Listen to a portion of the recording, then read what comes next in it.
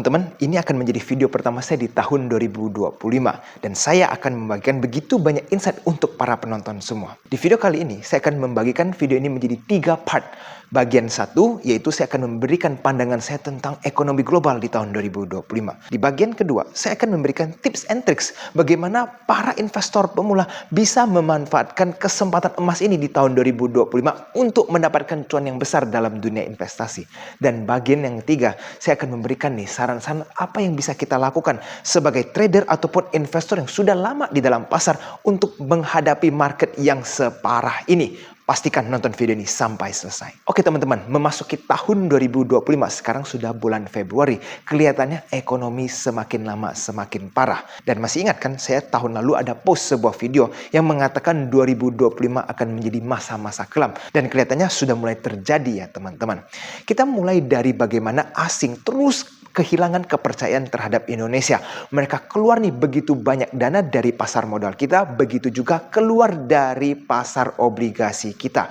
Contohnya dalam 3 bulan terakhir berapa banyak triliun yang sudah keluar dari IHSG. Dan ini cukup mengerikan ya teman-teman. Kira-kira apa dampaknya? Padahal kalau kita lihat 1 minggu terakhir itu nilai tukar rupiah kelihatannya cukup stabil.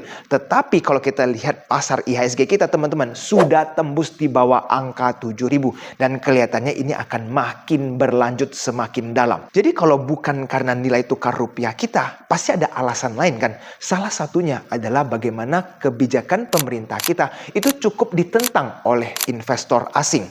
Kita masih ingat kan, makan siang gratis yang sudah diberlakukan sekarang, itu sebenarnya cukup kontroversi. Kenapa? Karena kelihatannya manfaat yang bisa didapatkan untuk Indonesia ataupun negara luar untuk berinvestasi di Indonesia itu cukup kecil.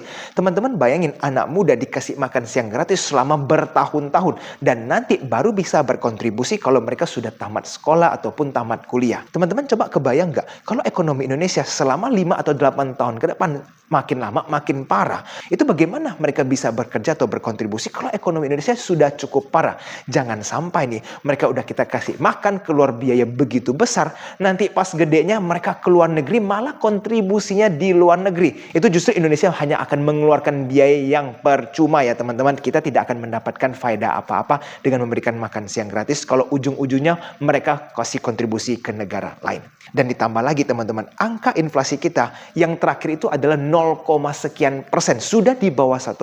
Artinya apa teman-teman? Ekonomi Indonesia ini sudah cukup lambat.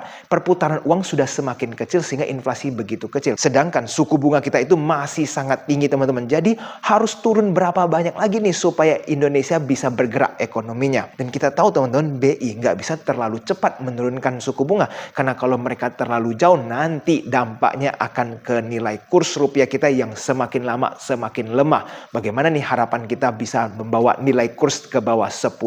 Nah itu akan semakin susah untuk kita dapatkan kalau asing itu terus kehilangan kepercayaan terhadap Indonesia. Lalu teman-teman, berita buruknya tidak berhenti di situ ya. Pada saat kasus korupsi timah 271 triliun yang divonisnya cuma beberapa tahun saja, itu kita punya BI juga sudah mulai terjerat kasus korupsi. Ini BI loh ya, yang mencetak uang teman-teman. Lalu baru-baru ini teman-teman, Cortex itu mulai diduga kena kasus korupsi. Kita nggak tahu ini masih lagi diusut. Tapi kalau itu sampai terjadi, bayangkan website yang kita pakai untuk lapor pajak malah digunakan sebagai tempat untuk korupsi. Jangan sampai ya itu terjadi. Dan baru saja teman-teman, pemerintah mulai membuat sebuah aset manajemen Danantara. Nah, jangan sampai teman-teman ini menjadi kasus the next Jiwasraya. Kalau itu terjadi, mau bagaimana Indonesia ke depannya? Semuanya kalau dikorupsi habis-habisan, ini ekonomi Indonesia bisa kolaps teman-teman. Nah, kita lanjut ya, di luar Indonesia, kondisi ekonomi global seperti apa? Trade war sudah dimulai teman-teman. Perang dagang antara China dan USA itu sudah saling memanas.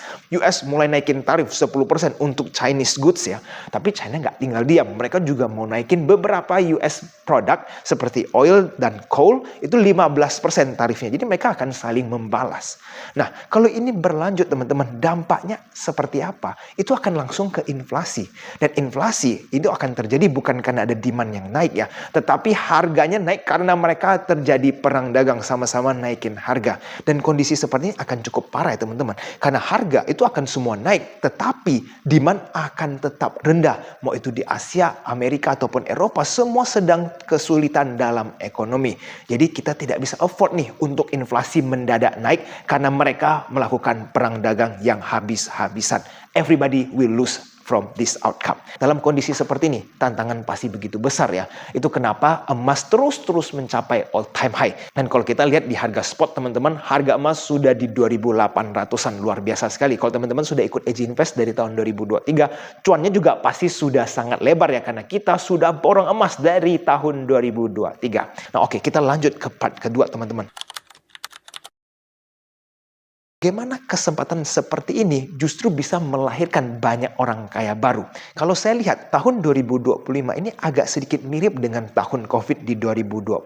Di mana banyak perusahaan-perusahaan bagus sahamnya itu juga ikutan terjun bebas. Kalau teman-teman perhatikan di tahun 2025 ini saham perbankan kita BRI, Bank Mandiri, BCA ataupun BNI semuanya terjun bebas. Tapi nggak cuma perbankan ya, blue chip lainnya seperti Astra, Telkom yang sudah lama di dalam bursa ikut-ikutan koreksi. Apalagi kalau kita lihat teman-teman saham yang sebelum COVID itu berjaya seperti Gudang Garam, Unilever, sekarang harganya sudah nggak bisa dipandang lagi ya karena saking rendahnya.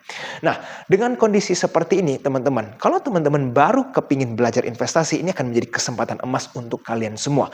Karena di tahun 2020 orang-orang yang mulai masuk ke dalam itu cuannya justru paling banyak karena mereka bisa membeli saham-saham yang bagus tapi valuasinya itu sangat murah karena terjadi panic selling di dalam market. Dan kelihatannya 2025 ini akan kejadian lagi ya. Panic selling akan berlanjut. Kelihatannya kalau saham BCA bisa terjun sampai angka mendekati 7.000 seumpamanya. Wah, itu murah sekali buat teman-teman bisa pertimbangkan.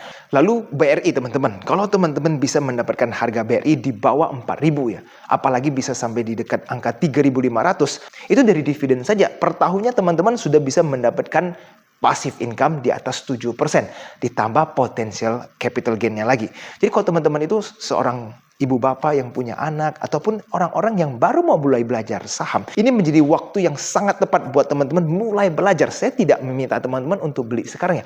Minimal teman-teman tahu bagaimana sih cara memulai berinvestasi di saham. Karena nanti kalau semuanya sudah mulai rebound, teman-teman bisa mendapatkan harga yang sangat baik. Nggak percaya? Coba kita lihat ya, saya memberikan salah satu contoh.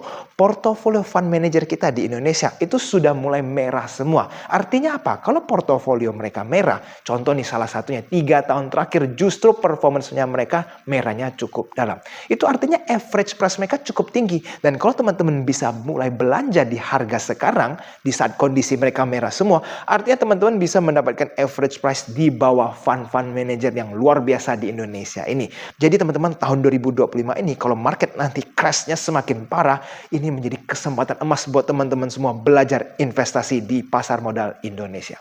Lalu saya akan membagikan sedikit tips lagi nih. Jika teman-teman modalnya mungkin di bawah 50 juta, ada cara nih yang sangat efektif dengan low risk ya untuk menggandakan duit teman-teman dalam waktu 1 tahun. Caranya adalah teman-teman harus konsisten mengikuti initial public offering. Jadi teman-teman 10 tahun lalu kalau kita itu kepingin nih beli saham yang ingin IPO itu agak ribet. Kita perlu isi dokumen dan lain-lain. Tapi di zaman sekarang karena semua sudah serba teknologi, kita tinggal pesan nih mau saham apa yang kita beli, input-input langsung sudah kepesan.